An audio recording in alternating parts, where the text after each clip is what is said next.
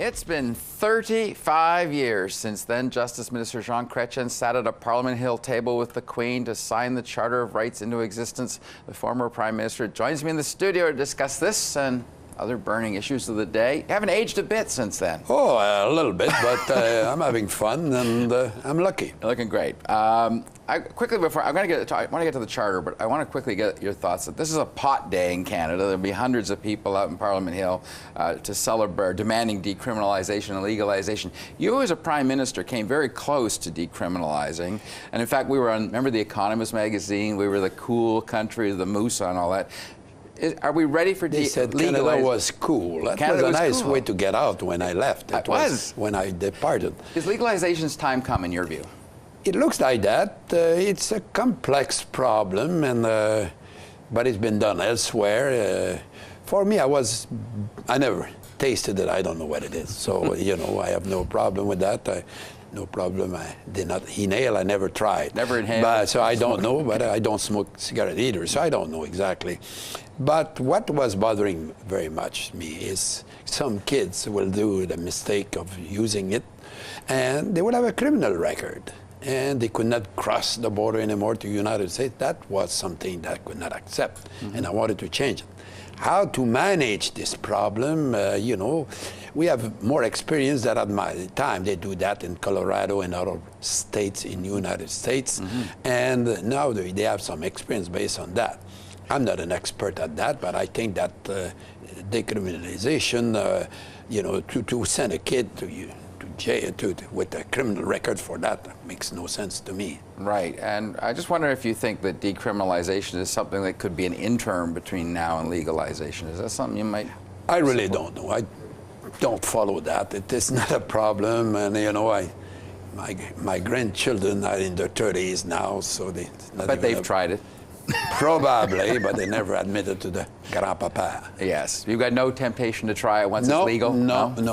Okay. No, not at all. Move along. I want to quickly ask you, I want to get to the Charter, trust me, but Canada-U.S. relations, you came into as Prime Minister and you had to deal with George W. Bush, and he was, some people thought he wasn't going to be the friendliest Prime Minister to Canada. How do you think we should deal with Donald Trump?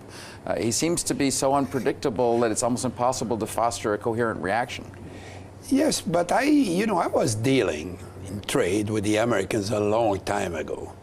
I was a Minister of Trade and Commerce in 1977, I guess. And I had files with them. I had to negotiate some barrier that existed that we wanted to eliminate, make some deals on that. And, you know, I have a lot of experience. What you observe when you're dealing with America is that the president very often, you know, Bill Clinton or George W. will tell me, I'd like to do it, but I cannot do it. You know, it was amazing how many files I had, and they say, I'd like to do it, but I cannot do it. The power in the United States are not like here. And it's true. Very often, all the legislations are controlled by the House or the Senate there. And here in Canada, the Prime Minister is both the executive and the legislature too. It's not responsible and the boss when you have a majority of the House of Commons. They don't do that there. So it was very frustrating for everybody that very often the president cannot do things. So if he cannot do a lot of things, he cannot undo a lot of things. And what people forget is when I became Prime Minister, you know, the negotiation has started, but NAFTA was not passed. And I passed NAFTA. People gave the credit to somebody else, but the reality is it was passed in 1994. And the first morning, you know, when Clinton congratulated me, after 20 seconds, he talked to me about it. And I said, but you have to make concession. You remember I managed to exclude water and so on, and a few other things. I got some concessions, and when it was passed, Clinton won it with all the senators who were Republican, and only a part of the Democrats in the House of Representatives. And he won by 25 votes. But all the Republicans voted yes for NAFTA. And only half of his own party. So, you know, when Trump talk against free trade, it's not part of the philosophy of his party. And what these people who all voted at that time for NAFTA, when I was there, will they change? Because he wants to change. Yeah. And 35 states, their biggest trading partners of Canada. Right, exactly. So, you know, and today, in some ways, it's easier for us because when I was Prime Minister, we had more than $40 billion of surplus in trade with the United States at that time. Now it's even. Right. So and it was funny because I was reading the press in America, and they were complaining about Chinese and Japanese deficit they had, never mentioned Canada. I would tell everybody, shut up, they don't know, don't tell them. And, you know, it was the way it was. Fair enough. I do have to get to the charter. We're running out of time here. 35 years ago, you sat on these steps behind me and signed it with the Prime Minister Pierre Trudeau. Are we a more tolerant and just society because of the charter, or were we always that way and this just gives us a legal framework to do what we do naturally? It's a combination of both. We were like that, but now it's getting more complicated to be like that, and we're still like that, and I think the charter is very useful that way. You know, you have to understand, it was extremely popular at that time.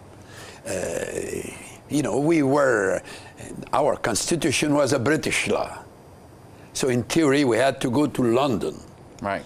For asking these lords. I did that, you know. I had some fascinating stories about that.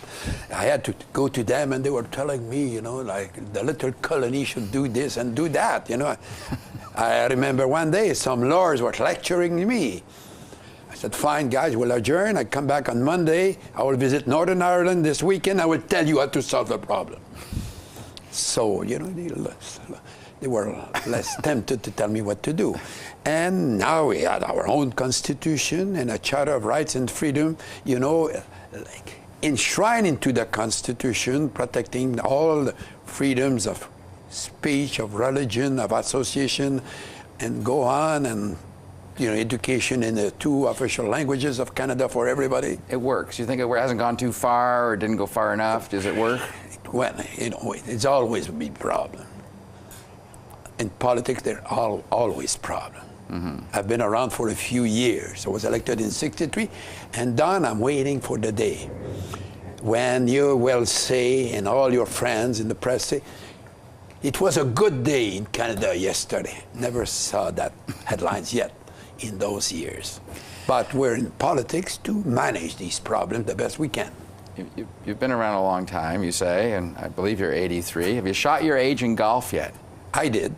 You did? Yeah. When? Recently? Oh, I think it's 2 years ago. So you shot at 81? At 81. Wow. Yeah. All right, that's something I'll never do. That's almost but as big it was an unusual day. It's not like that every I know. day. We refuse to I accept had the that. dream, and I realized it. All right, Mr. Chretien, it's always a pleasure having you on. I hope to have on you again, and congratulations on that round and water skiing. I guess you're still water skiing. But I will know in a few months. All right. Not this time. It's too cold. A little chilly. All right, thank you, sir. Appreciate you coming Bye-bye. in.